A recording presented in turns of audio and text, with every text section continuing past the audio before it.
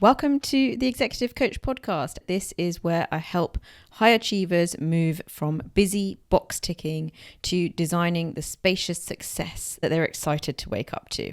So today I want to share 3 pieces of well-meaning career advice that will actually keep you stuck, especially if you're a high achiever. You've probably heard them all before, especially from mentors or senior leaders, even family members. This stuff can sometimes be passed down through families. Really well-meaning advice, but I have seen how it can really keep high achievers stuck, especially at the more senior levels. So let's get into it. The first one, career line number 1, let your work speak for itself. In high-performing environments, this is often gospel. You're told, do great work and the rest will follow. But the truth is that nobody is thinking about you and your work as much as you are. Everybody else is busy managing their own deadlines, their own deliverables, their own politics, and trying to figure out what's going to work best for them. And while your work might be truly brilliant, it's only as impactful as it is visible. You can't be promoted for what people don't have access to and can't see and therefore have to guess. And you won't be sponsored for things that people don't understand. So not only does it need to be stuff that people know about, but they need to really get it and how it makes sense to them. Unfortunately, and I hate to break it to you, but no one is going to stop their day to investigate how amazing you quietly are. So one of the phrases that I love, and I've done a blog post about this, is the idea that luck is the product of doing great work and then sharing it. You start, yes, of course, from that great work, but you're high achievers, your work is going to be great. But after that, we need to share it so that other people can access it.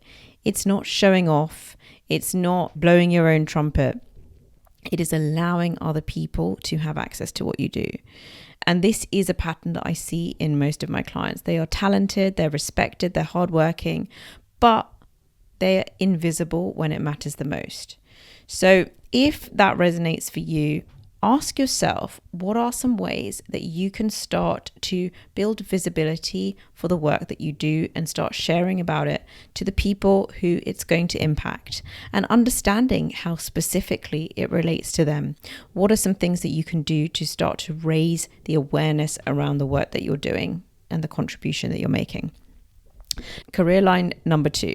Say yes to everything and be a team player. Now, this sounds like great advice, and early on in your career, it sort of works. You say yes to every opportunity. You're that person that everyone can rely on. You're always helpful. It also plays beautifully into my people-pleasing high achievers. You get that dopamine hit of making others happy. You never have to address that uncomfortable feeling of saying no. But actually, this starts to backfire, right? Because this has limitations to it. There's only so much you can say yes to, and there's only so much capacity that you have. And so when you say yes to everything, you're actually saying no to yourself and to your own clarity and your own vision and path. You're fueling everybody else's agenda, but you're not clear or getting clear on your own, and you're also then not sharing that with others. You can't be known for being good at everything. You'll end up overloaded, and you will end up being quietly overlooked because no one's exactly clear what your unique value is. And as you progress in the organization, you do need to be known for specific things. It also makes it a lot easier when you are known for specific things, because you can get away with being really good at the stuff that comes naturally to you, that excites you, that lights you up, that you've probably been thinking about beyond the workplace. And you can let some of that other stuff go. And you're going to need to do that, because the other thing that holds people back is fear of not being able to handle the workload, because they're so used to saying yes to everything. As you progress, you need to get much clearer about what you can say yes to. And what I want to encourage you to do here is appreciate the difference between being collaborative and being boundaryless. If you're that person that loves to jump in, is always rescuing, always saying yes, then your own strategic priorities will ultimately get sidelined. And as you get more senior, the currency changes. People aren't just looking for good, reliable soldiers. They're looking for clear thinkers with strong boundaries who are great at prioritizing what matters the most. And they also need to have a defined point of view and be good at challenging and pushing back when necessary. Recently, I did a 360 set of interviews for a client who was in a major promotion process. And his boss, who was the CIO, the Chief Information Officer, said, I need to make sure that when I am promoting to this upper echelon, that I am surrounding myself with people who won't be yes men and yes women. I need to know that they are going to challenge me, because I can't afford to have people who are not going to challenge me on my mistakes. So getting good at saying no, pushing back, being able to justify why you are putting your time into one thing and not another is a real muscle and skill that you will need to develop at those more senior levels. So you get more freedom. You get more freedom to show up as yourself. You don't have to put on a mask and do the stuff that is exhausting for you. You will have more freedom to be your best self because you're playing to your strengths. And therefore, it's so much more energizing. So that's career lie number 2. We don't want to be the yes person ad infinitum. And I just want to caveat that, of course. This is not to say that we don't help the team out. Of course we do. We help when it matters the most because we have the bandwidth for that. We're not completely overloaded. We adhere to our commitments because, again, we can look closely at our calendar and go, yeah, I can deliver that for you at this point, or I can take on that project, or I can't right now, and this is what I've got on. Let me know what you want us to reprioritize in order for this to now become the priority. So the next career lie, and by the way, I have, as I've been recording this, many more that I want to share, but for today I'm going to focus on these 3. The third one is, I don't do politics. It's so icky. I'm not into that whole sleazy networking. I just keep my head down. I stay out of all of that messy stuff. So you're a high achiever. You pride yourself on your humility, your substance. You're not going to play those messy games. But the truth is, if you remove yourself from politics, you basically remove yourself from having influence at those levels. A lot of my clients are brilliant technically. They might be introverts. They might prefer to keep their head down and be task oriented.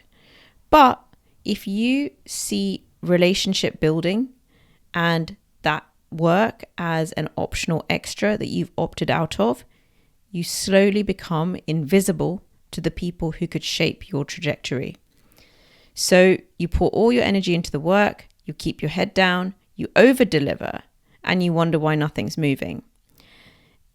Every time you have to share a project, you're basically having to rebuild trust on that specific project rather than being able to rely on really safe and in-depth relationships that would enable a much richer dialogue on those topics. This basically means you're working harder than those who have built the right relationships. I say that having the right relationships is the shortcut to getting things done inside an organization. And this is a real problem. I would say 80% of the executive level clients have been referred to coaching, and me specifically, because they don't have the level of internal influence that they need to be able to operate at that level. They don't have sufficient sponsors. They haven't built that trust up over time, because this is not an overnight thing. You can't do it in 3 months. You can't really even do it in 6 months. You need the long game here, 2 years, even longer than that sometimes, to plant those seeds and really build those relationships over time. This means that you have people fighting at the table for you, whether you're going for a big promotion or making a big ask. You have advocates, people who are willing to die on their sword for you when you're not in the room. And this doesn't happen by accident. So a quick recap. If you want to stay stuck in your career as a high achiever, think that your work will speak for itself, say yes to everything and be that lovely team player, and avoid politics and focus just on the task and wait for everybody else to discover you. On the other hand, if you're ready to lead, to grow, to be known for something meaningful, flip those on their head. And if you've been nodding along to all of this thinking, oh, okay, yeah, maybe I've been doing some of these, then here's a simple thing you can do right now. Grab my free career downloads checklist. The link will be in the show notes. And it is designed for high achievers like you to be able to spot some of those subtle habits that are currently keeping you stuck. Hundreds of people have now completed this checklist, and it will enable you to see those areas that might be blind spots for you now, that I know, having worked with many hundreds of leaders, are the things that really can move the needle when it comes to your career. So this is not about putting more effort in. Download that checklist and fill it out, and start redirecting some of your effort so that you get to move forward in a purposeful way in your career, and that your effort is going into the right things. Your future career will definitely thank you if you're able to put some of this stuff into practice. Look forward to connecting with you next time. Bye-bye.